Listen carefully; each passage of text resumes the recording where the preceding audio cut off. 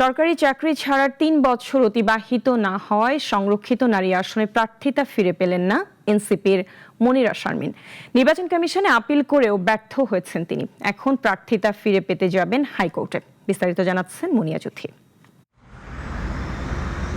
সরকারি চাকরি থেকে ইস্তফার পর ৩ বছর পূর্ণ না হওয়ায় ত্রয়োদশ জাতীয় সংসদের সংরক্ষিত নারী আসনে এনসিপির প্রার্থী মনিরা শারমিনের মনোনয়ন বাতিলের সিদ্ধান্ত বহাল রেখেছে নির্বাচন কমিশন।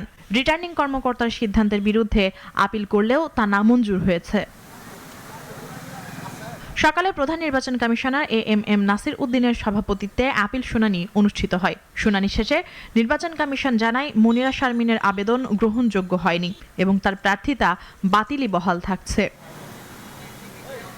এর আগে সংরক্ষিত নারী আসনে মনোনয়নপত্র জমা দিলেও বাছাই প্রক্রিয়ায় তাকে অযোগ্য ঘোষণা করেছিলেন রিটার্নিং কর্মকর্তা। পরে প্রার্থিতা ফিরে পেতে নির্বাচন কমিশনে আপিল করেন তিনি।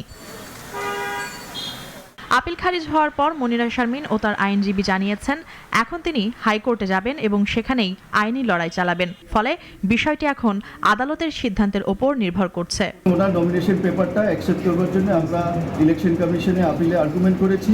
ইলেকশন কমিশন শুনানি করেছেন। এখন আমরা আদেশের অপেক্ষায় আছি। এই আদেশ যদি আমাদের পক্ষে আসে তাহলে ভালো, আর না হলে আমরা যদি বিপক্ষে যাই তাহলে হাইকোর্টে পিটিশন ফাইল করব ইনশাআল্লাহ। এদিকে দ্বৈত নাগরিকত্বের অভিযোগ এনে বিএনপির প্রার্থী জিবা আমিন খান ও মাধবী মারমার প্রার্থিতা বাতিল চেয়ে আবেদন করেছেন দলের আরও 2 জন। সংরক্ষিত নারী আসনের 50টির মধ্যে 49 জনের মনোনয়ন বৈধ ঘোষণা করা হয়েছে। প্রার্থিতা প্রত্যাহারের সময়সীমা শেষে এসব প্রার্থী বিনা প্রতিদ্বন্দ্বিতায় নির্বাচিত হওয়ার সম্ভাবনা রয়েছে। সংরক্ষিত নারী আসনে ভোট গ্রহণ অনুষ্ঠিত হবে আগামী 12 মে।